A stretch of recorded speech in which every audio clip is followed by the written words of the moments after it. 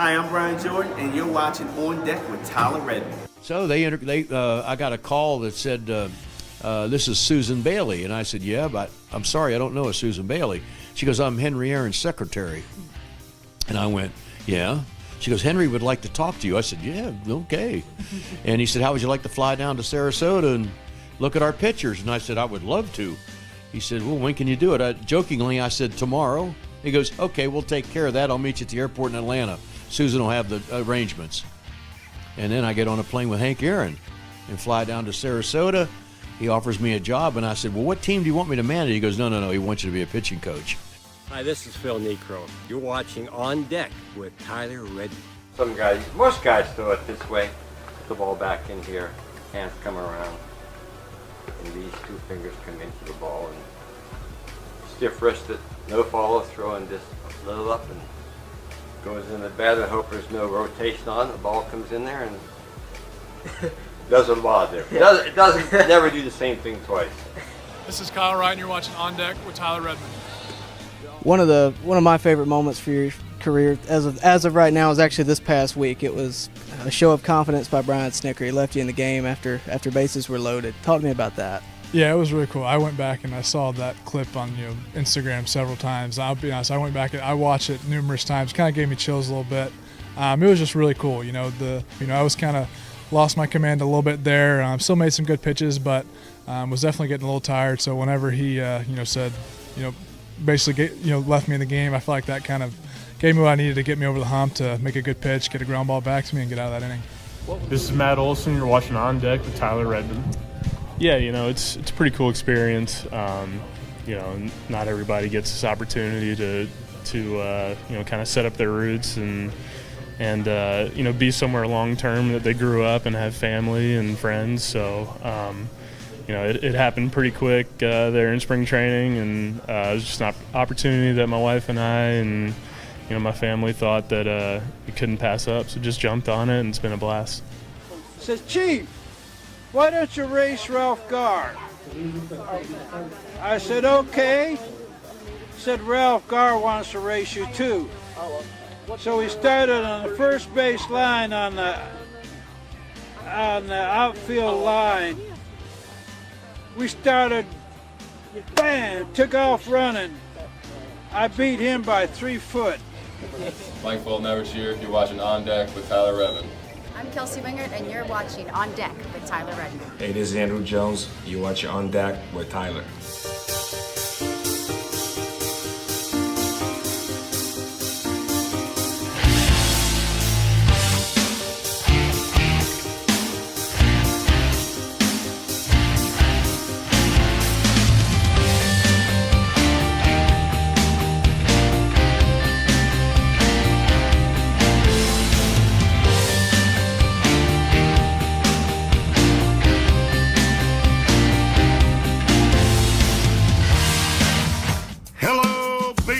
Fans, you're watching On Deck with Tyler Redmond. Welcome into On Deck, everybody. Thank you for tuning in. Really do appreciate it. What a time to do a show. Of course, we are in the fallout of Game 2 of the NLDS between the Philadelphia Phillies and, more importantly, the Atlanta Braves. What a game it was. I was actually there for the game. And I will tell you that at one time in the game, at some point, a switch flipped, not only with the Braves, but also the crowd. And I really think that had a hand in how this game went. I think that'll have a hand in really how this series goes going forward. We're going to talk about that. But first, let's go ahead and welcome you in. Go ahead and do me a favor. Like the video if you haven't already. Share it if you can. But more importantly, if you haven't, subscribe so that you can be a part of the On Deck community. And, of course, see all the content that we have going forward in the postseason, not only in the NLDS, but hopefully in the NLCS and in the World Series if the Braves make it that far, which I think this team at this point in time, you can't tell me that they don't have a chance anymore. When you look at what happened last night, if you had told me that going in that the starting pitcher who threw 6 1/3, 3 hits, 1 walk, and had 10 strikeouts versus the starting pitcher who threw 4 innings, gave up 6 hits, 3 earned runs, 4 walks, and only got 3 Ks, I would have told you the former would obviously have led to a victory. And we all know that's not what happened. Zach Wheeler, every Braves player said it, pitched very dominantly. He struck out the side in the first, and for the next 4 innings, nothing really much happened other than, I think, an error that led to Matt Olson getting on base, maybe a couple of hits strung about, but nothing major ever happened, and until it did, right? For Max Fried, we're going to go in depth on him in a few minutes, but you cannot take away from what Zach Wheeler did. But it's a credit to the Braves offense because the third time through the order, it did not look good for Zach Wheeler. And eventually, he had to be taken out due to a d'Arnaud 2-run homer. But before that, I want to talk about what kind of flipped the crowd. Being there, I had obviously a seat in the press box. I was in left field in the auxiliary press box, which is a.k.a. the Hank Aaron Terrace. So I had a seat not only inside but also outside, which gave me an interesting perspective because I got to go be a part of the crowd, but I also got to go in and focus on what I had to do for post-show and that kind of thing. But being amidst the crowd, there was an obvious switch to me when Austin Riley made a catch right there at the tarp in foul territory in about the 6th inning. That, I literally looked at somebody next to me and said, that might be a bit of a momentum shifter. Even if they don't win, that might be something that gets the team riled up. Later on, Kevin Pillar gets in the umpire's face about a strike call that he didn't like. And there were a few strike calls that were questionable last night, but that's beyond the point. That got the team riled up. There's a viral video of Spencer Strider letting the umpire know exactly what he thought about the strike zone last night.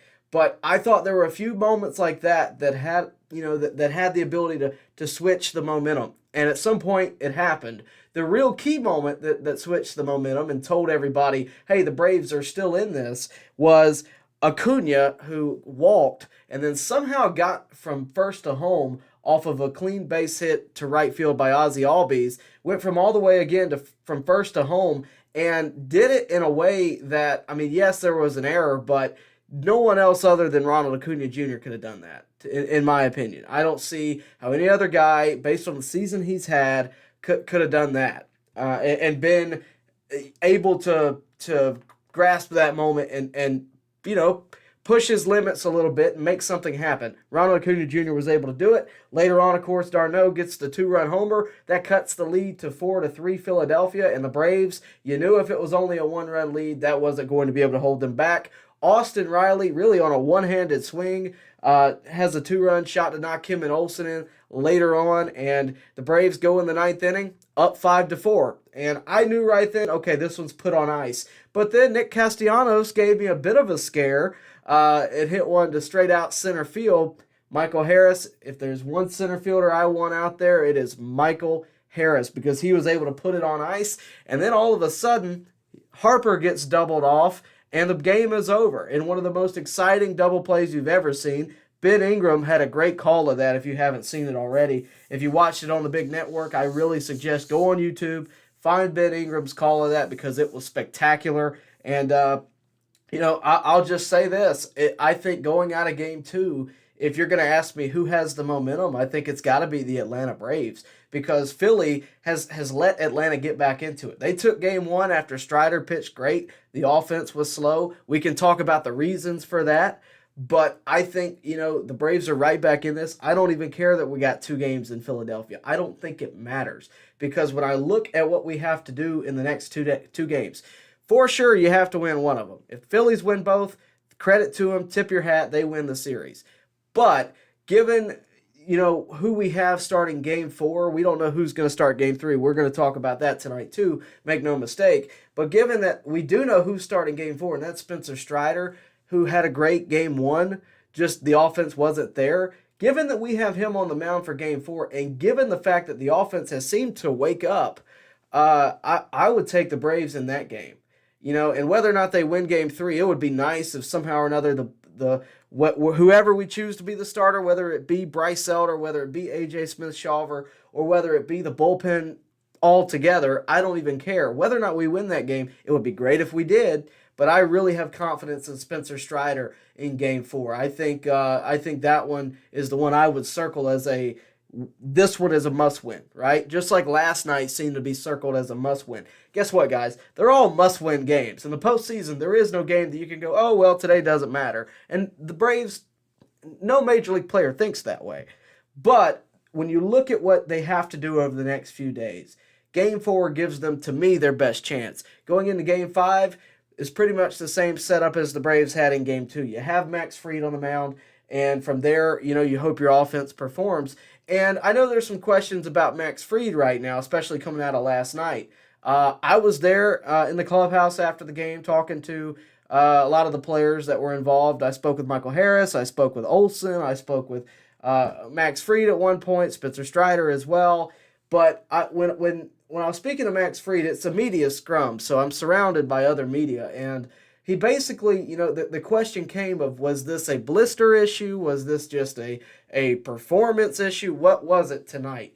And what he said gave me a lot of confidence going forward, because it wasn't a blister issue. Because if that was the case, I'd be really concerned, not only for this series, but if the Braves make it, what happens after that, right? Because he was out for the last week of the season. The blister seems to be completely healed. He said, look, I didn't make my pitches. It was all on me tonight. There's no other reason to that I didn't pitch well. I hate that it didn't happen. I'm glad the offense picked us up, but we're going to look to do better in the future. So, given that we know all of that, I think you look at where we are now, and you look at the next 3 games. You look at who we have for Game 3, who we have for Game 4, who we have for Game 5. This series can still go either way. Make no mistake, Philadelphia is a great team. They have Nola pitching tomorrow.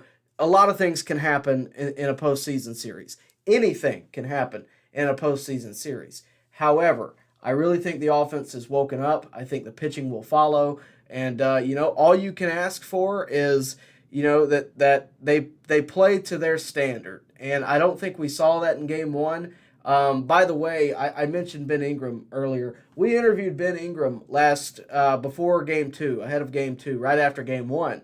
And he had a really good description on the layoff. If you haven't seen that interview, I really suggest you go watch it. We spoke with him as well as Leo Mazzoni last week about this series. So if you haven't seen those, once we get done here tonight, I really suggest you go watch those because they're really good. I mean, Leo Mazzoni, you guys know who he is. He's a Braves Hall of Famer, former pitching coach. He gives really good insight on the mindset heading into one of these series, and not a mindset that not everybody else has. Right? Ben Ingram sees the Braves every day. He's got a great, ability to paint an image.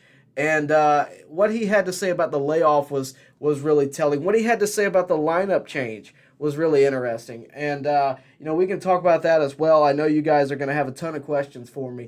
I have one question, and that is, who starts Game 3? I know that's on all your minds. Of course, Game 3 tomorrow night. We don't know who it will be for the Braves. We do know that it will be across the mound from Aaron Nola. Now, I watched Snitker's press conference last night. I watched his press conference this morning. Basically, where we are, when asked, have you named a starter? Snitker pretty bluntly said, nope. Just nope, we have not. And, the decision it's still being talked about. They're still, debating it. That's what they're telling us. They very well may know who they're going with and just keeping those cards close, right? Not letting the Phillies do their homework on everybody. I don't mind that. If you're asking me, I think that the common sense answer is Bryce Elder, okay? And that might not super excite you. That might not make you all your worries go away. But that is the guy who Snit has put out there every 5th day all year long. I don't see that changing. When I asked Leo Mazzoni about it, he basically said the same thing. Elder's been the guy. He's gone deep in games before, and he's the guy with the most experience. I do think it will be Bryce Elder. If he runs into trouble and you need a guy to give you length, you have that in A.J. Smith-Shawver. Now, does the idea of a rookie starting this game scare me? Yes. But if they go with A.J. Smith-Shawver, Shawver has shown a lot of maturity for how young he is. I mean, you're talking about a guy who's pitched in the big leagues throughout this year, here and there. You're talking about a guy who pitched in postseason workouts the other day. What you take with that is up to you. But he is a guy who can perform. If he has the greatest game of his life, it'll be a great postseason moment. If he doesn't, okay, we move on. but it wouldn't be the first time something like this has happened. I look at, A.J. Minter starting a game in 2020. I look at Tucker Davidson starting a World Series game in 2021. And in case you don't remember, the Braves did go on to win that series. So if A.J. Smith-Shawver does get the start, I would not mind it. I would not hate it. I would have questions as to what went into that decision, and I would hope those questions get answered, but I wouldn't mind it. I think, again, A.J. Smith-Shawver has every bit of capability to get this opportunity. Again, he's shown, that he is a guy who can perform now. He is a guy that could potentially give you a better chance right now. Does that mean he'll get the opportunity? No. That is completely up to one man and one man alone, Brian Snitker. I would be very shocked if it was A.J. Smith-Shawver, to be honest with you, but I would not be upset. I think it's going to be Bryce Elder. Now, where they go from there is really up to, again, Snitker. They could pitch Elder for 3 innings and bring in somebody else. They could, we've seen that with Jose Barrios, and I spoke with Leo Mazzoni about it. He hates that kind of stuff, that modern age of the way they handle pitching. He absolutely can't stand it, and I understand it. You want a guy who's going to come out and pitch your 6 innings and handle his job. However, I think that would be more of the case if the Braves did have a Charlie Morton on the mound tomorrow night. I think that's what you could expect more of. With Elder, I think you're going to have to kind of watch and see. It's got to be a gut feel. And I think that if he gets into trouble, if he gives up 3-4 runs, and it's not looking good. Max Fried was up to 100 pitches almost in the 4th inning yesterday. So that could happen. If that does happen, I think he gets followed with A.J. Smith-Shawver. And otherwise, I would have said Kyle Wright. But we all know Kyle Wright is done for the year and most likely out for next year. So I look at where we are. I look at, the way it is. I think you follow with A.J. Smith-Shawver if it ends early for a couple of reasons. Number one, you need a guy to give you length for a chance to win Game 3. But beyond that, you need a guy to give you length to not overexpose your bullpen. If Elder can't do it, Smith-Shawver can. Now, I don't want to just paint the picture that Bryce Elder doesn't have a chance in this game. Because make no mistake, Bryce Elder has a very good chance in this game. Bryce Elder was, again, an all-star this year. You got to have confidence in your team, and I have a lot of confidence in Bryce Elder. I think he's a young pitcher. I think he's ran into some trouble, in the late part of the season because, frankly, he's thrown a lot of innings, right? And that's going to happen. Elder and Morton, I told you weeks ago, have thrown so many innings. They're giving these guys rest. And the question I have is, how does he respond, right? How does he come out and perform in Game 3? Now, I will tell you this. I think Elder starts, right? I wouldn't be surprised if it went a different direction, but given that Snit's the manager, given his track record of giving the guys who have been there all year, who have performed all year, I just don't see a way that Elder does not get this start. I would be very surprised. Ben Ingram said it perfectly. I would think it was interesting because I wouldn't call it the wrong decision. I would just find it interesting that now is the time you make that decision, right? So I think it would be, again, very, very interesting. So do I think the Braves have a chance in this series? You bet I do. Do I think they win Game 3? If I had to be honest with you, I think the favorites in that game would probably be the Phillies as of right now, given who's on the mound. But I would have told you the same thing, after the 4th inning yesterday, right? When they had a 4-run lead and Zach Wheeler was still on the mound with 10 strikeouts, right? So it can go either way. Postseason games are crazy. They're weird, they're different, and there's really no way around it. The benefit the Braves got is, again, their offense has woken up. They found their swings, right? They found the energy. Hopefully your pitchers have as well. I really hope we see one of Bryce Elder's best performances tomorrow. I think that would go a long way, not only in this series, but in the confidence factor ahead, right? Because when you get into a 7-game series, which the NLCS will be, you will have Morton back, but you run the risk of, you have Spencer Strider, Max Fried, Charlie Morton, but again, what happens when you get to the World Series and these guys have pitched 7 games if need be, or what if we pitch all 5 games this series? I mean, we don't know how it's going to shift. The confidence in Bryce Elder would be a boost. But if we saw A.J. Smith-Shawver get the start and he pitched well, we'd have faith in him as well. So there's a lot of ways this can go. I'm very interested to see Game 3. Honestly, that is the game that I think has the most interest in terms of chaos, right? Because yesterday's game going in, you see Max Fried, you see Zach Wheeler, and you're like, okay, well, this one's not going to be an offensive fest. All of a sudden it is. In Game 1, you have Spencer Strider versus Ranger Suarez, and with those two on paper, you think, well, okay, Spencer Strider is going to pitch 7 innings, probably get 10 strikeouts, and the offense will perform. Doesn't always work out that way. Let's go ahead and advance past that. I got a couple more things I want to talk about before we get into the comments section. While you're here, though, do me a favor again. Please do like the video, subscribe to the channel if you have not already. If you love the Atlanta Braves, this is the place to be.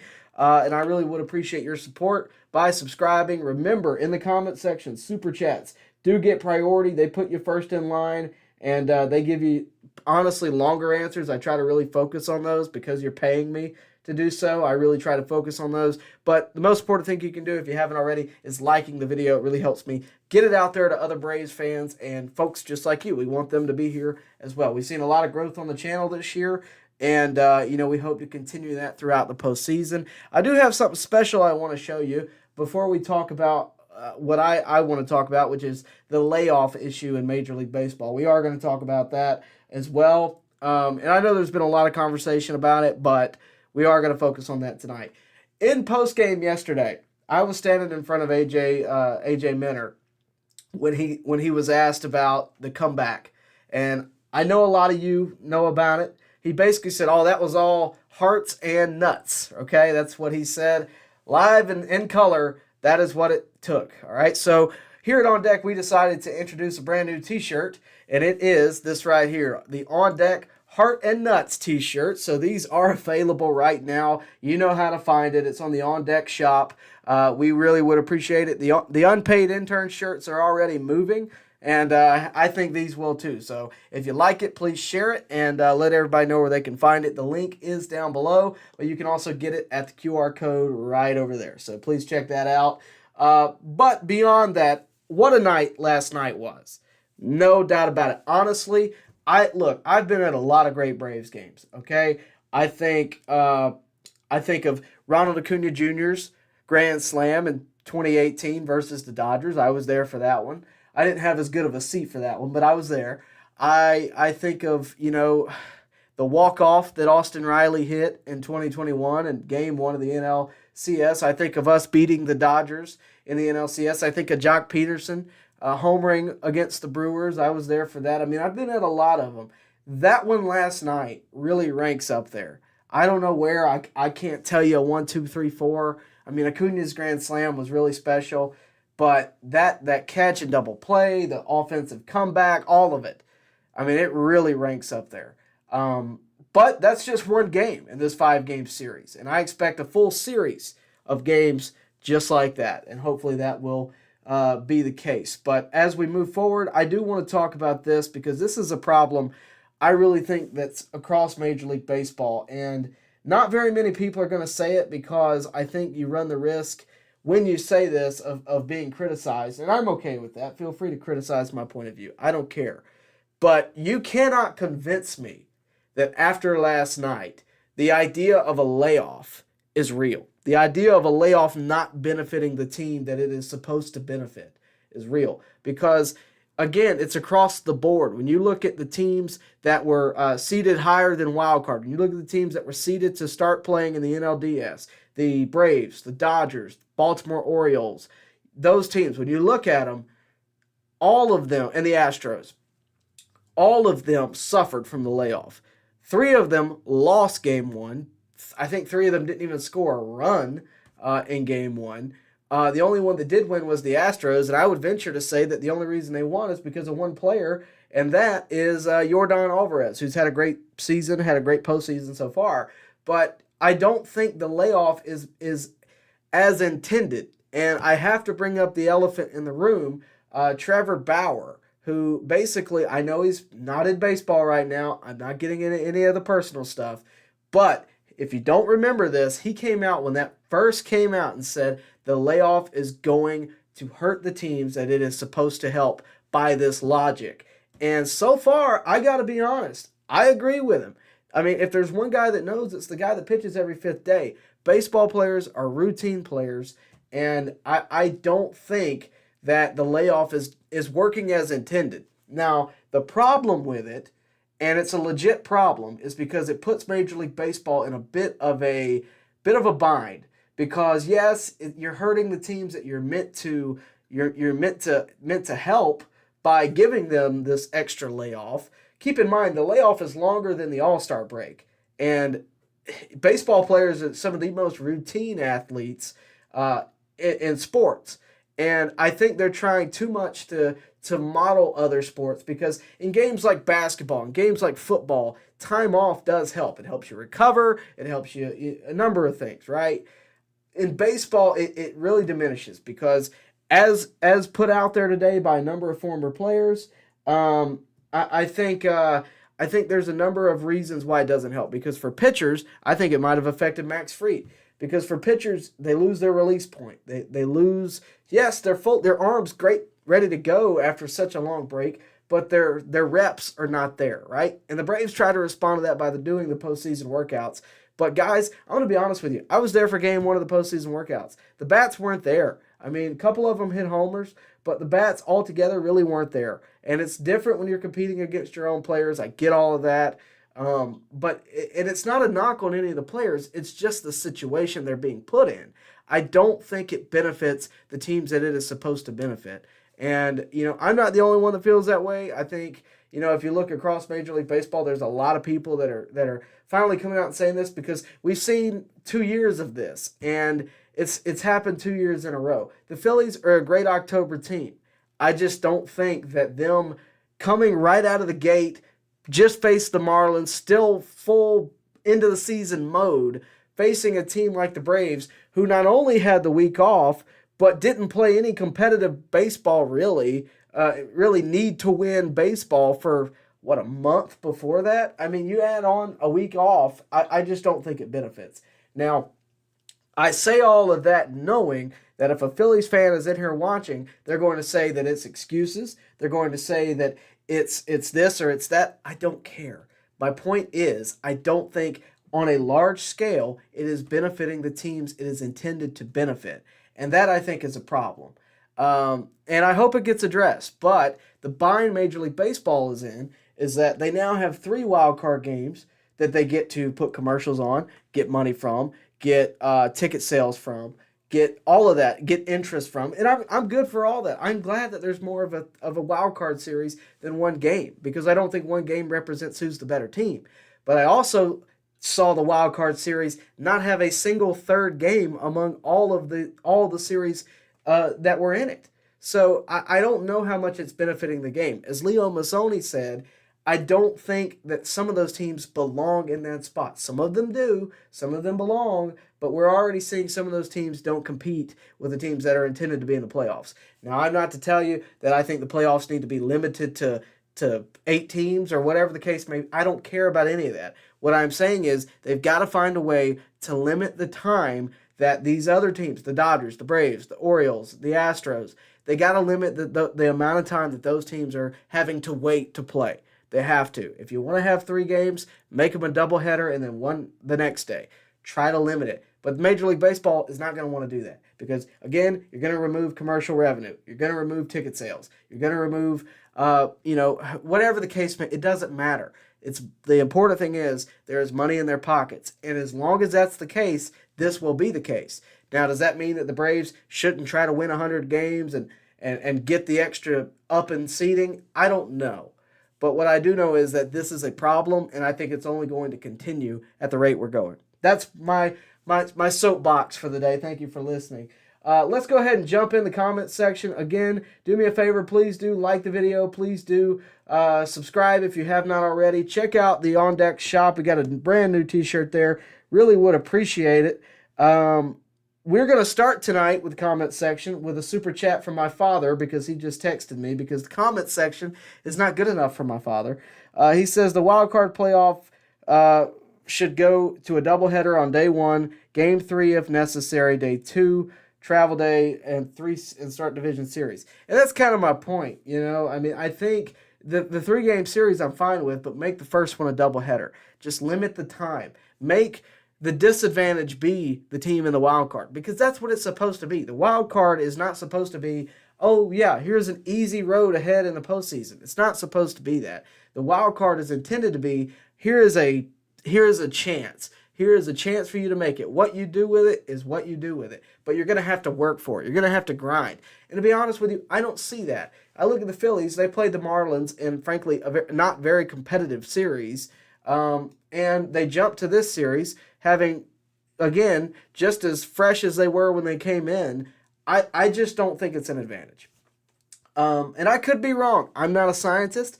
I'm not a biologist, whatever it takes to know the answer to that. I'm none of those things. But I have the eye test, and I'm looking around, and I see, again, 4 other series that this is affecting. And again, the Astros, they're in a very competitive series with the Twins right now, but I just don't see it benefiting the team it is intended to benefit. Because think about it. What's the point of the Braves winning 104 games or whatever they won this year, breaking all these offensive records, doing all this to get the number 1 seed? And again, the other thing, why are they not reseeding, right? Why are the Phillies not playing the Dodgers and we not playing the Diamondbacks? That doesn't make sense to me either, right? Because we're the number 1 seed. We should be getting the lesser of the 2 evils in that sense. Because you want the better series to be, it should get to be better baseball from the time you go from the NLDS or from the wild card to the NLDS to the NLCS to the World Series. It should be getting progressively better. And I don't know that you're getting that in this sense. So, again, that's my rant. We have another super chat, so I'm going to jump on it. It's from Vision. So many fans talked about this in the stands last night, being punished for being number 1. Well, thank you for letting me go on another rant about it. I really appreciate it. Yeah, I mean, it's across the board. I talked to media members on the field last night who share this exact sentiment. They see it because they see these players every day, and they can tell when something's off. You can see it when you're watching the TV. When you look at Ozzy Albies, look at strike 3. Number 1, how often does that happen? Number 2, I mean, you had guys overstriding last night. You had guys, I mean, how often do you see Max Fried have an appearance like he did last night? You can't convince me after last night. At one point or another, the offense was like, we're ready to go, right? We're here. I don't know what turned them on. I don't know if they had a Red Bull or something in there. I don't know. But what I am telling you is there is a serious problem that Major League Baseball needs to address, and I think they're seeing it now. At least I hope they are. I genuinely do, because if they're not, this is only going to continue. So that's what I think. I appreciate the super chat, Vision. I appreciate you guys listening to the rant. Hope you'll enjoy it. I might even clip that as its own video later. Thank you guys for that. Really do appreciate it. Let's go ahead and jump into the comment section as intended. Let me get a sip of my drink. All right. We're good to go now. Cheese says Elder will probably start game 3, right? This is to top off the super chat or the chat section. Really do appreciate it, Cheese. He says, again, Elder will probably start game 3. I think so. The Braves, I think, are at this point are more so keeping, again, their cards close to them. I don't know if it's so much the fact that they don't know what they're going to do as much as they don't want the Phillies to know what they're going to do. And again, I don't have a problem with that. I think that's called strategery, or strategy, as the commoners say it. I think it's a bit of strategy because you don't want to lay low. When you have multiple options, when you're going in without Charlie Morton, you want as much uncertainty on the other side of the field as you can get. And I think them not letting it be known who they're going to start is pretty interesting. Snit was asked today, look, if you go the traditional route, it's either going to be Elder or Shawver, correct? And he said yes, because there's no other answer he could have given. But that's really all he's letting know. But they also don't have to go the traditional route. They could go with, I don't know, Joe Jimenez to open it up or Brad Hand to open it up, and especially since they have so many lefties. I don't know if they'll do that. I think it's an idea. I don't know that I love it. I don't know what the results of that would be, but it's certainly possible that they do that. I for one would almost prefer them go the traditional route and let Bryce Elder get what he's earned, and that's a postseason start. Now he could get that when they get to the NLCS. He very well could. I think in this situation, your starting pitcher is important. But if they go with an opener, he wouldn't technically be the starter. What you're looking for is who's going to give you the length, right? Because let's say they go with an opener. Let's say it's Brad Hand, just for the sake of this conversation. Let's say they go with Brad Hand. He comes up, he gets 3 up, 3 down. We go to the second, and they bring out Bryce Elder. What's more important, the fact that Brad Hand came out through an inning and left, or the fact that Bryce Elder came out through 4 to 5 innings and got you to the bullpen with maybe giving up 1 run total? That to me is more important. Now, whether or not he does that, the other thing is, no matter how we open the game, Bryce Elder's still going to have to face Bryce Harper and company at some point. So as much as I'm sitting here talking about, we could open up with Brad Hand and face 3 lefties in a row and get them all out and then go to Bryce Elder. Well, by the 4th inning, he's going to have faced him again. So I get it, but I also just kind of hope they go the traditional route. Let it fall as it will. Don't try to get overcomplicated. I think we did that in Game 1 by changing the lineup. They very well may do it in Game 5 again. That's a whole nother thing. I didn't love it. I understood it. I understood the reasoning. I don't know that I would have done it, but I understood why they did it, because they have so many lefties and because that is a focus. I just think it overcomplicates things. I think, the game of baseball should be played the way it's been played all year long in the postseason, and, let the chips fall where they may. But that's just me. I'm not the guy that gets paid to make those decisions. Let's see. Jake Hobby says, I'm guessing Elder or Smith-Shawver. I think so too. Cheese says, no offense to Murphy, but I would like to see d'Arnaud the rest of the series. Is Murphy a personal catcher to any of our starters? I don't know if he's a personal catcher, but I will say this. d'Arnaud didn't have, his best night last night behind the dish. I know he looked good at the dish, but he had an error overthrowing a play at second that allowed, I believe, Trey Turner to get to third at one point. So I don't think Sean Murphy makes that mistake, to be honest with you. I think Sean Murphy will get an appearance. He was the guy that they chose to do the off-day media. So it was him and I believe A.J. Minner. So I would assume he gets a start next. That's not a guarantee based on what I just told you. I just kind of assume it. But it'll be interesting to see what they do there. But I think, like I said, I think tomorrow, the game tomorrow will be one of the most, I think, chaotic, interesting games in the postseason for us. I think it's not a pivotal game because it's not, if we lose, yes, we'll be facing elimination, but given that you have Spencer Strider and an awoken offense, I just don't think it's as pivotal as it will be presented nationally. I don't think that at all. I think it'll be I think it's more so basically the fact that you could be facing elimination. It is a scary thought because everything has to go right from that point on.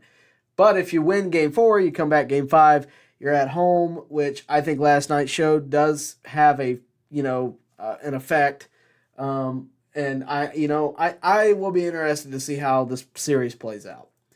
Corey Carter, hey Tyler, what were you up to last night? Well, I don't have a picture ready. If you don't know, you know what? I'll just talk about it. Last night I was at the game. I think I've said that already, but I was there, and I wasn't there as a fan. I wasn't there working for On Deck. I was there working for my job, WRBL, here in Columbus, Georgia, and they allowed me to go cover this series. And to be honest with you, I'm glad you brought this up, Corey. It really brought me full circle because when I was 10 years old, I knew this is what I wanted to do. I knew I wanted to be on TV. I wanted to work for the Braves one day, possibly. I wanted to cover the Atlanta Braves in some form or fashion. I wanted to be there. I wanted, every day if I could, but, one day in the sun would be great for me, just to be there and be at the game and be able to talk about it in some form or fashion. And I've made this channel, and I love this channel, but to be able to go as media, to be able to sit in the press box and be treated as media and cover the game as media and step on the field before and after the game and talk to the players right after they do this amazing stuff. I mean, that is what I've wanted to do since I was, could come up with an actual career. The moment I knew I wasn't playing professional baseball was the moment I knew I wanted to cover it. And I knew pretty early on that I wasn't playing professional baseball. So I love the game. I love watching the game. I love analyzing the game. I love talking to you about the game. Last night was really special for me. I hope that I get another, another run at it, maybe a couple more runs at it before this season is out. For perspective, I've never even covered a regular season game. So to cover what I would consider one of the greatest postseason games, not only of this year but in recent memory, was pretty cool as my first one. And I went to spring training this year, and that was cool. But when you look at what happened last night, the fact that not only I could say I was there, but I was there and I got to go talk to the players as soon as the game was over, that was unprecedented for me. I mean, it was just so special. And hopefully, it'll only continue to be that as time goes on and as, I grow in my career and, hopefully, y'all will have a front row seat to it. Levitalize says, what an amazing finish by our defense. Let's rattle Nola in Game 3 and get our pitchers some early runs to get this series in chopping control. That would be great, right? I think after last night, the offense has got to be feeling more confident. If you can get Wheeler late, because if you don't, I was told last night by a guy who, God love him, I was told last night that, if you don't get Wheeler early, you're not going to get him. And there's some truth to that. And then all of a sudden, we get him late. So if you can do that, I think that against Nola, you got to be more confident. But Nola is still a really good pitcher. I mean, there's no way around it. He is a really good pitcher. I think our pitching will have to show. But if the offense can get to Nola, if they can rattle him, look, if Acuna gets on base, he's rattled. That's how I feel, because last night there was I think twice that Acuna came up and I was like, look, they're going to be completely focused on Ronald Acuna Jr. stealing that bag, and at some point he will get a steal. But if Acuna's on base, good things are happening, and that's the way I feel. So we will see how it goes, but I think the Braves are back to normal. I think they're back and ready to go. So we will see what happens. Rick Prada, is Elder ready for the craziness tomorrow? I don't know. That's a question for Bryce Elder. I would think after this year and after the pressure cooker that is the MLB season, it'll be interesting because, yes, Philadelphia is insane. I've never witnessed this in person, but by all accounts that I've heard everywhere for the past few days, going to Philadelphia and winning is a tall task. Is he ready for that? I don't know. I just think he's our best shot. That's really my point of view on it. It's not so much that it's Elder may or may not be ready. It's more of the fact that I think he's our best shot. Now, does that mean he's not ready? No. I just think it's hit or miss. That's kind of what I think. It's hit or miss, and we'll see what happens. Trip Block says, what's your prediction, 4 or 5? Which is a great question. A great question. I would tell you this. Tomorrow night, I don't think you could say that it's a W. I don't think you could say it's a W. I think Spencer Strider in Game 1, I circled as a W. I'm not going to lie to you. I circled that one as a W, and I was wrong. I mean, who would have thought Ranger Suarez would be able to shut down the offense? I didn't take the layoff into effect because you're not supposed to think that way, right? But I think at this point you have to. And I think the fact that this offense has woken up, the fact that they have seen Ranger Suarez before, I think they have a better performance. I think Spencer Strider wins Game 4. I'm going to say 5. I think Fried being back at home and having a start in the past few days will be good for him. I think he could win Game 5. But he'll have to do it against Zach Wheeler. And this offense will have to once again do it against Zach Wheeler. So that will be an interesting game. I think it comes down to a Game 5. I think it'll be in Atlanta. And I think the Braves win in 5. But, if they do it in 4, I will be just as happy, if not more.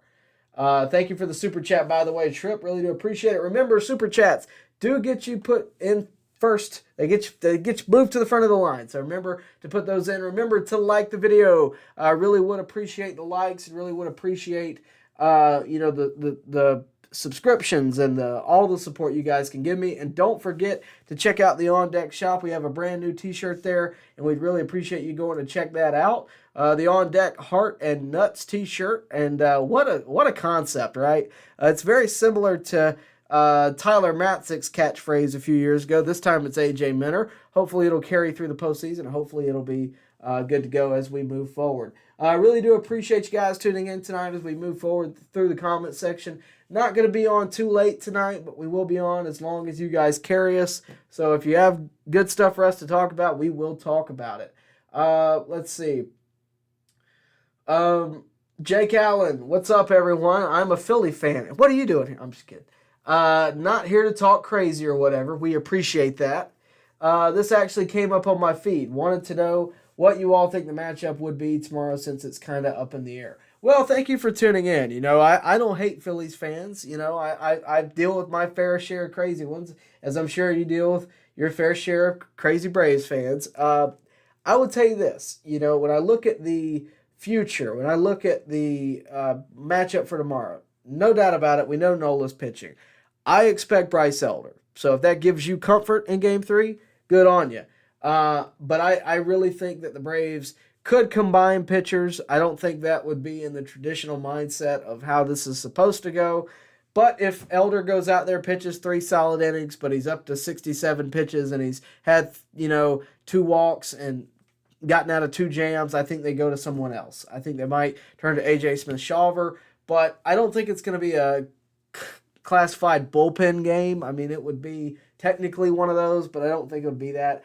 I hope Bryce Elder goes out there and throws 6 to 7 innings. You know, I hope that would be the case with maybe 2 runs given up. But if he's in danger of leaving it to get out of hand, I think they turn to someone else. They always have A.J. Smith-Shawver in the chamber if they need it, right?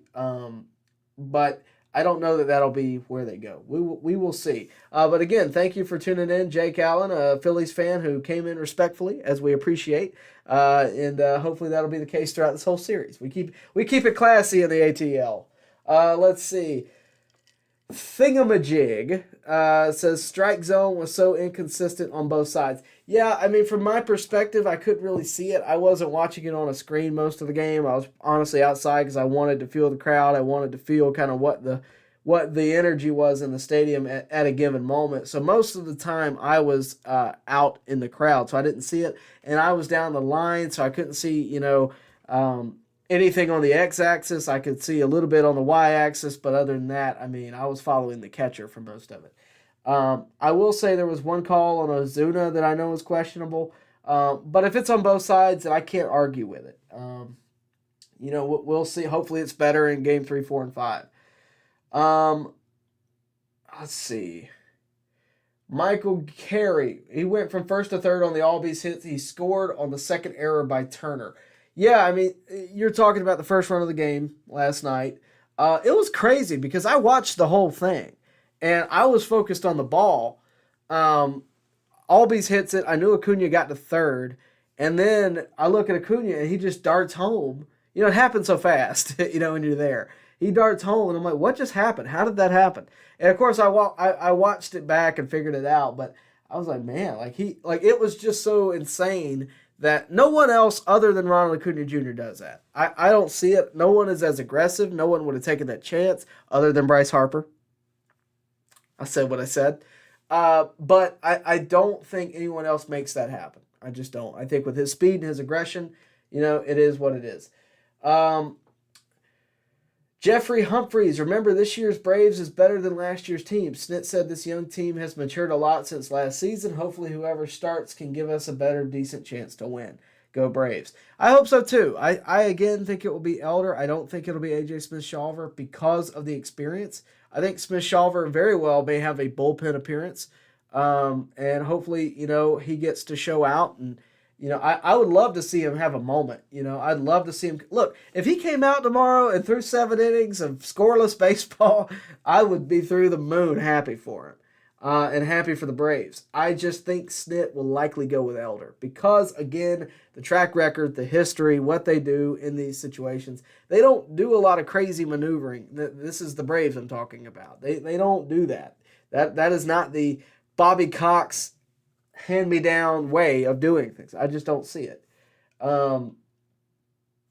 Let's see. Ron, I have the same feeling I had in 2021. I didn't have that feeling last year, but it's back again this year. I hope this can be a magical postseason. You know, I spoke with Ben Ingram about that 2021 postseason and what he thought about it. And, you know, I described it as a tale of two different teams because it really is. 2021, we were more comparable to 2023's version of the Phillies. You know, we won 88 games or whatever, and, you know, all of a sudden we're just ready to go in the postseason. You know, I mean, that we're more comparable to the Phillies in that way in 2021. We weren't supposed to win. This year, I think, you know, we're the Dodgers of that year. You know, we're the Astros of that year. We're the team that's supposed to win. Now, whether that happens or not is up to the Atlanta Braves over the next few weeks. You know, we'll see what happens. But I'm with you. I have a good feeling about this year. Maddie says, I think Elder will start and pull through tomorrow for the Braves need a first game win in Philly. It'd be great. It would be great. You know, I think Elder pitches, and when I think about it, when I think about the postseason and who starts, I don't think about it as who gives me the best chance to win. Okay, these two go hand in hand. I think of who gives me the most length and the most. How do I put this? Who gives me the most length and who gives me the least amount of runs? So those two do go hand in hand, right? That describes the pitcher that will give you the best chance to win. I think Bryce Elder is that. I think he's the guy that can give you the most length, and I think he's the guy that can give you the least amount of runs on the board. And that's why I think he'll start the game. Guys, remember, please do like the video, subscribe to the channel, hit the bell for notifications, all that good stuff. Really do appreciate all the comments tonight. Really do appreciate all the likes. Really do appreciate all the super chats. Remember, super chats do put you front in line, and we really do appreciate you for it. Let's go ahead and see. John says, let's go Braves. Let's keep the momentum rolling tomorrow. I think the momentum is here. I think it's here to stay, and hopefully that will be the case. I think the offense has woken up. I think you know the momentum is in the Braves' favor. I think the pitching will be solid. You know, but the Braves are certainly going to have to, in my opinion, bash their way through this, which they were able to do last night. You know, they did not win last night because of the pitching. That is not what happened. And regardless of what you think about it, it's just not what happened. So I think it'll be an interesting watch. I think it'll be a fun watch. I think it'll be entertaining. But again, I think the offense is going to have to show up. And I told you that prior to game 2. I thought the offense was going to have to show up. Fried's good, but if you don't put a run on the board, you don't have much of a chance. Last night, they needed 5. You know, if they can put 5 runs on the board for the next 3 games, I like my chances. I'll just put it that way. Let's see. Let's see. Corey Carter says, I said put Ozuna in the 2-hole against lefties next year. I never dreamed Snit would mess with the lineup in the opening game of the playoffs. Yeah, you know, I'm not going to say it was wrong because I, again, understand the reasoning. I just don't know that I would have done it.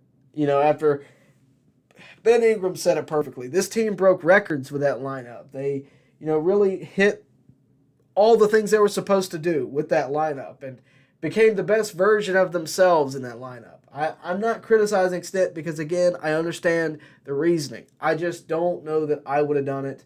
And it's easy to say that with hindsight because the other thing is, let's say it worked. Let's say that, you know, in the first inning, because of the changes, they scored 4 runs off the rip. We'd be calling Snit a genius. You know, it's the benefit of hindsight. And I say that a lot, but it's true. Anytime you criticize a guy in a certain job or a certain position, you have to look at it and say, well, would I would have shifted it? What if it would have worked? Would I have said the same thing, that I didn't like it? And I don't know how I would have felt if it had worked. I don't know if I would have wanted him to do it again or not. I think I know. But I also don't know how much of an effect the layoff was as opposed to switching the lineup. It was 2 things at once, you know, and I don't know which one had more of an effect. Personally, to me, I think it was the layoff. I think that's one of the biggest idiotic moves we have right now in baseball is the layoff for teams like that. Thingamajig, Wheeler was about to no-hit us too, but he had a high pitch count. I think they took Wheeler out too late. Thanks, coach. Yeah, Rob Thompson for you. I think the Phillies left him in just long enough. Let's see. Corey Carter, did you think that Dylan Lee or Tucker Davidson would ever start a World Series game? No to Dylan Lee. Yes to Tucker Davidson. Although I didn't think it would be 2021 at the time. Steve Hampton, I think we have a good chance to get Nola. He's due to have a game where the Braves get to him. I think so too. But, what we will see. That's all we can hope for is that, something happens.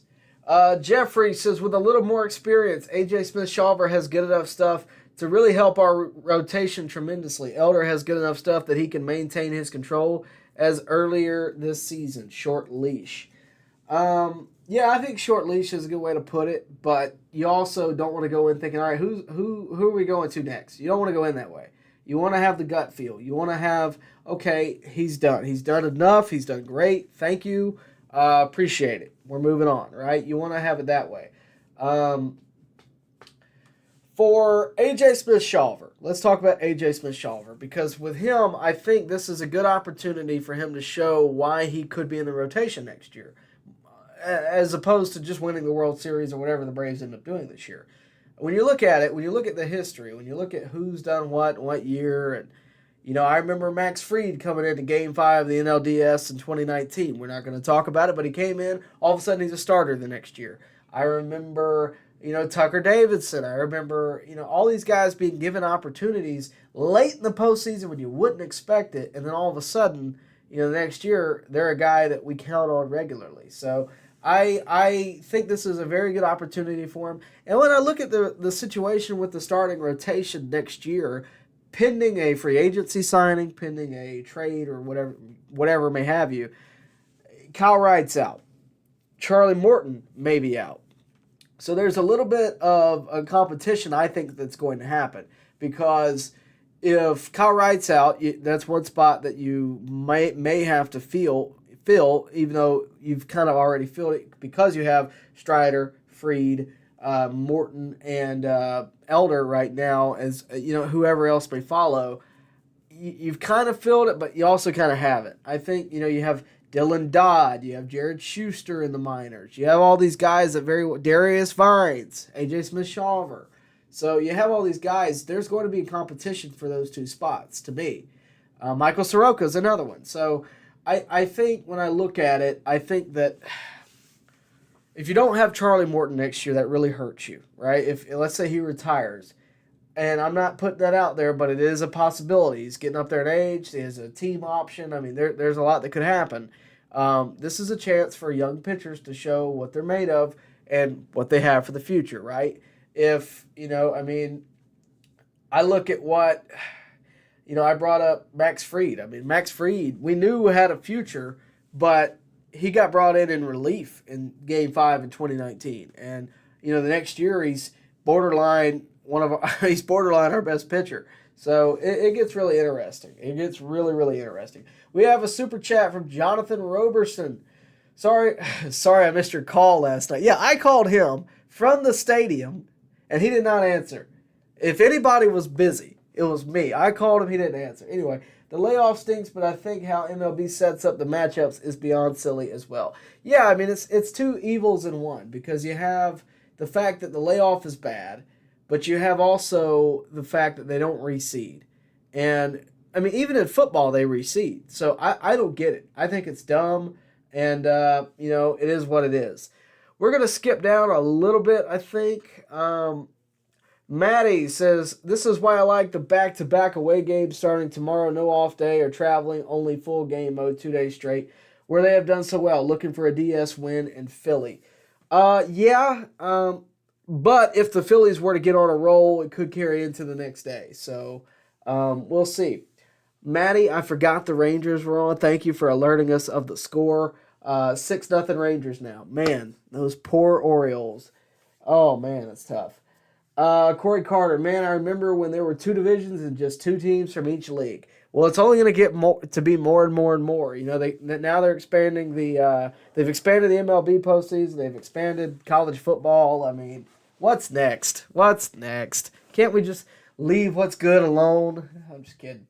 The Braves are finally good enough to where they don't need any help making the postseason. Now everybody else is getting the help, and it really just aggravates me. Let's see. Chris Kaysen, when big market teams aren't getting primetime television spotlight year after year, hopefully MLB will look at changing the layout. That's what it's going to take. I mean, it's going to take the financially not being beneficial because, look, Rob Manfred, who does he work for? He works for the owners of baseball, okay, all 30 of them. And he does not work for the players. That's what the Players Association is for. He works for the owners of baseball. Nothing wrong with that, but what benefits them? Ad revenue, ticket sales, merchandise sales, and what gets you more of that? 1 game or 3? Simple answer is 3. I think they need to make it a doubleheader, make it separate tickets for game 1 and game 2, and call it a day. But they won't do it because the ad revenue won't. You know, that's what it's. I mean, it's. I don't know what the answer is, but what I do know is that it is a significant problem. And I don't think it's going to be treated as a significant problem, but I think it is one, and I hope that it gets fixed. That's what I would say.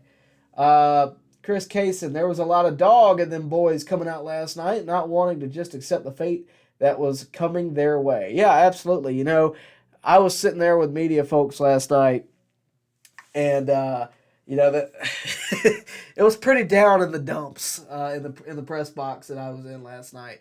But I was sitting there going, look, this offense has come back from far worse than this. I hate to say that I called something, but I did. When Riley caught the ball in foul territory at the tarp, I said, that might be a bit of a momentum shifter. I think the next inning, if I'm not mistaken, Acuna scored. If I'm not mistaken. That right out of that. If not that far away. But then, I was like, Darno homered, and I was like, all right, they're in this. And then later on, I said to the guy next to me, I said, Austin Riley could homer, as soon as he came out to bat. Sure enough, there it is. And I looked at him and I said, I want you to remember who told you. And it was me. So, yeah, I mean, they didn't accept it. They came back, and, it was a great thing to see. Matty F., get the strong competition out of the way early while we are fresh. That'll bring in a ton of confidence to the team. Look, if we can beat the Phillies, I think that's a lot of confidence given to the Braves, and hopefully that'll happen. But as we move forward, our competition is only going to get better. The Diamondbacks seem to be a really hot team. Whoever comes out of that series will be dangerous. Although I don't know why the Dodgers pitched Clayton Kershaw in Game 1. I don't know. I don't know the situation. I don't know what went into the decision. I don't really care. But wow, what a man, what a turn of events, really. I mean, credit to the Diamondbacks. Levitalize, with I believe his first ever super chat, says MLB should invite 4 international teams to play 3 games versus top seeds during the layoff. They stay fresh and 4 teams get an amazing experience. I don't hate that. I was kind of thinking the other day, like, I wonder what they could do. I wonder, could they bring in some minor league teams? Could they, but it doesn't have the same, no matter who it is, unless it's the World Baseball Classic, it doesn't have the same energy. It doesn't have the same stakes involved. I'm with you, but it's just tough. It's just tough. I don't mind it, but what happens when one of the international teams hits Ozzy Albies on the hand and breaks his hand? Or, we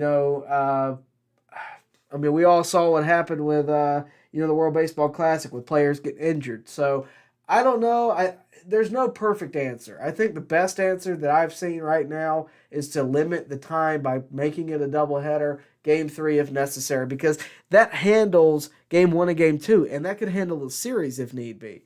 But then I think they should just jump into the series. They shouldn't be given the time that otherwise would have been there. I think they should just jump into the series. That's my take, but what do I know?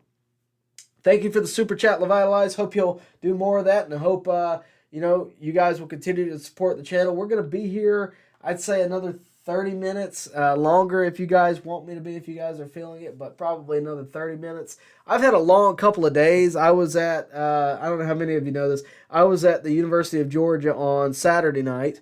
Well, let's talk about before that. Friday night, I did high school football, which is about a 12-hour day. I did college football at Georgia the next day, which I didn't get home till about 3 in the morning, so that's probably a 12-hour day. Sunday I worked. Yesterday was yesterday, which was great, but very long. So you can ask the unpaid intern Megan over there, I am exhausted.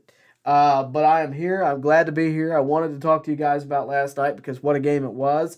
And I didn't want to miss the opportunity to talk about it and, frankly, get views from it and get super chats from it. And I wanted to talk about it because we're here in postseason baseball. This is the best time of the year to talk baseball. So, long couple of days, but happy to be here. And, even if I'm tired, I can do one thing, and that's talk baseball. So, I really do appreciate all the support. Really do appreciate all you guys tuning in. Let's go ahead and go down to Jeffrey Humphreys. Matt Olson's incredible instant reaction as he walked away from catching Riley's last throw. That summed up the excitement of finally waking back up. So, I can't tell you everything, but I know you guys saw the video of Michael Harris and Orlando Arcia screaming at each other, right after they won the game or whatever. Or I think it was right after Riley's homer. That was about where the energy was in the ballpark. Very similar to what you just said. Matt Olson's incredible reaction. I interviewed Olson last night. He had completely calmed down. He'd gotten back to the typical Matt Olson, not indifference, but just casualness, I guess. But the energy in the clubhouse was certainly there. I mean, it was hype for sure. And it was Matt Olson. It's good to see it because you don't always see it. You don't always see the energy, but it showed up when it needed to. Like Jakey says, by the way, love the name. He says, never seen Olson that animated. He also says, not having to, but I feel like we are missing some leadership on this team after Freddie and Dansby are gone. Bugged me to see Albies and Acuna smiling in late innings in Game 1. Well, look, you never know when the camera's on you. To defend them on that. I didn't see it. I was at Georgia that night, so luckily I had a distraction. I would say this: you never know when the camera's on you. You never know what somebody said to them. You never know. You got to keep a positive outlook. Maybe they didn't think the game was lost yet. With this offense, I wouldn't put it past them. Is there any excuse for it? No.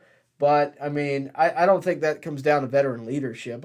You can make an argument for one and not the other, but I don't think that's a cause and effect. I think veteran leadership may be missing. I think they still have it. Really, the only veteran leadership they need is in the manager position, which is Brian Snitker, and I think he's got a handle on things. At least I hope so, but I certainly think he does. And, it would be – I think these guys are going to evolve. I mean, I look at a guy like Austin Riley and Matt Olson, I'll put it to you this way. I asked Michael Harris months ago who he looks at as a leader on the team, and he brought up one guy, and it was Matt Olson. So I think the veteran leadership in terms of players is still there. I certainly think Charlie Morton is a veteran leader, and I would even say a guy like Travis d'Arnaud could be a veteran leader. So I think it's there. It may not be there in the same sense of how the torch was passed from Chipper to Freddie, and so I get all that, but I also don't think it's necessarily a necessity. I think as long as you have Brian Snitker at the helm, think about it. Were you worried about veteran leadership when Bobby Cox was there? No, because Bobby Cox was running the show, right? You can tell me Chipper, you can tell me whoever you want to tell me, but there was one guy that was consistent, and that was Bobby Cox. So that's my take on that. Let's see. Okay, Murphy hinted that he'd be catching Game 3, so we know that now. I'll go with that. I would expect that. I'm going to skip down a little bit, try to catch up with you guys. You guys are adding a lot of comments, and I really appreciate it. Vision says, I don't know. I just feel like Bryce is going to be the first half version of himself. We have had so many postseason pitching surprises in the past. I feel like that's going to happen with Bryce. I certainly hope so. She's, of course, not talking about Bryce Harper, who doesn't know how to run bases. Had to. She's talking about Bryce Elder. And I hope that he has that. I would think going into a postseason game, he has to go in with every bit of importance known in the series, every bit of respect for the moment to really hone in on the best version of himself. That said, doesn't always go your way. I mean, as hard as you may try, it doesn't always go your way. I don't know what his stats are against the Phillies. I don't think it matters. None of that matters. I think what matters is who shows up tomorrow night. Is it first half Bryce? Is it second half Bryce? Is it a better version of both of those tomorrow night? I hope so. I think he's got a lot of talent. I think he's got a very bright future. I think he's a great pitcher when he's at his best, and hopefully that'll be the case tomorrow. Chris Case and Riley can carry a baseball club when he gets hot and on fire. Would be awesome to have Riley mashing and crushing baseballs. Yeah, I mean, that would be wonderful. I think Riley. I think when I think about Riley, I think of his first homer. To be honest with you, I look back at what he did when he first came up and what he did with all of the, oh gosh, I mean, just all of the hype that was around him back then. And Riley had so much hype around him. He was the closest thing to a hype machine as Ronald Acuna because of what he was doing in the minors, because of all of these home runs he was hitting in the minors. And then all of a sudden, he gets called up and he hits like 18 of them in a month. He got ice cold after that, but you're right. He carried the club in 2019 for like a month. I want to say he had more homers than Donaldson at one point and got called up like I want to say he got called up in May. He had more homers than Donaldson, who is a veteran, had a great year that year, no doubt about it, earned the third base spot over Riley at one point. But, I mean, to say that, I mean, that was his rookie year. I thought from that point on, I was sold on Austin Riley. I thought he would develop, and his ability to lay off the slider or to read the slider, whatever you want to call it, has gotten so much better over the years. And I'm with you. I think he can carry the club when he's on. The guy hit 37 homers this year, which I know compared to Olson's 50-something doesn't sound like much, or Acuna getting 40-70 or whatever, whoever else on the team. But the guy hit 37 homers and has a good batting average. If he might be able to take 100 points off his batting average and get 10 more homers and be Kyle Schwarber. So I think he's got the size to be that guy. I just don't think that's his mojo. I don't think that's the way he operates. But, I could be wrong. Matthew says, hey, Tyler, I heard Dave O'Brien talking today about how the Braves might start A.J. Smith-Shawver or even Minter tomorrow instead of Elder. Is there really a chance Elder isn't our starter tomorrow? Well, that's the message the Braves want you to hear. And I mean that with all due respect to the Atlanta Braves. That's what they want you to hear. I personally think Elder will get the start because of, again, the track record. I think if it's not Elder, it's a decision that not only Snicker came up with, I think it's a decision that the entire organization came up with from top down as the best chance to win. And that's really due to the fact Morton's not here. I think this is obviously Morton's spot if he's here. But, you have to go with what you have. Is there a chance? Yes, there's a chance. Do I think it will happen? No. But again, I wouldn't be overly shocked. I mean, crazier things have happened. That's what I would say. Let's see. Chris Case said not many people were calling for the Baltimore Orioles losing in the first round of the playoffs. That's the way it works sometimes. It is what it is. Let's go ahead and skip down here. The unpaid intern, Jacob Redmond, tuned in, apparently. Good to see you, Jacob. We have a few unpaid interns now at On Deck. We have Jacob, we have Megan. Apparently, Ronnie is now an unpaid intern. But look, you too could be an unpaid intern. All you got to do is go buy a shirt, and they're on the On Deck shop. The unpaid intern On Deck shirts are on the On Deck shop, so go check them out. Remember to like the video, subscribe to the channel, hit the bell for notifications, all that good stuff, and really appreciate it. Let's see. Gary Gibson. Olson loves hitting in Phillies Park, hoping for 4 to 5 homers from Matty O over the next 2 games. That would be great. That would be wonderful. We'll see if that happens or not. If it does, Great. Let's see. One thing that is upsetting, is the fans, media claiming that the Braves. Okay, let me rephrase. One thing that's upsetting is the fans/media claiming that the Braves 2023 season is all or nothing and doesn't matter one single bit if they don't win the World Series. Records mean something. I just got a text informing me that Nolan Miller is also an unpaid intern. Thank you for that. Glad you guys are watching.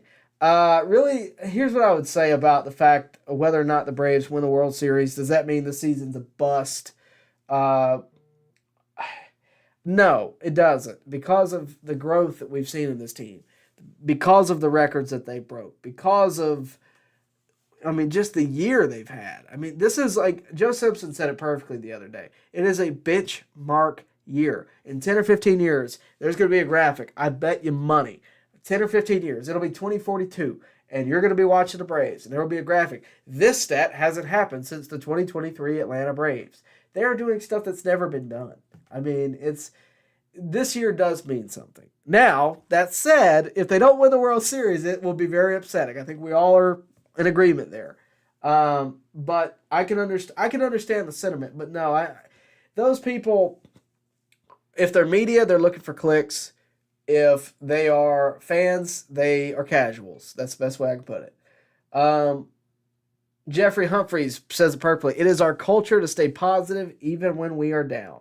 Yeah, and that's how I think really every fan base should be. But it's not. The Braves are special in that regard. And I think ultimately, when I say all fan bases, look at New York, look at Philadelphia, look at when they lose, there's some positive fans, but the market, LA, the big markets, the media it's just different there. The Atlanta Braves really do a good job of keeping it positive, keeping the message positive, and they keep a lot of things in-house. That's why we don't know who's starting Game 3 tomorrow. At least not yet. We'll probably get an answer, I assume, at like 9 a.m. tomorrow morning. That said, we are going to wrap it up there. I think I've gotten through just about the entire comment section. Really do appreciate all you guys tuning in tonight. Really do appreciate you guys super chatting tonight. Really do appreciate you guys subscribing if you haven't already. I want to remind you, we interviewed Ben Ingram. We interviewed Leo Mazzoni ahead of this series. Go check out the interviews. Those are probably in the bar next to you. If they're not, go to the channel, click on them. They are there. They're great. Ben Ingram's reacting to the loss in Game 1. He's giving you the path to victory for the Braves. If you can tell, Delirious is here now. But we got a lot of good stuff on the channel. I want you to be a part of it if you're not already. Please do like the video, subscribe to the channel, hit the bell for notifications, and go check out some of our other content that we've already put out ahead of the postseason. Really would appreciate it. And as always, thank you guys for supporting, and we will see you next time right here at On Deck. Baseball fans, make sure you like and share this video and subscribe to this channel. As always, thank you for your support.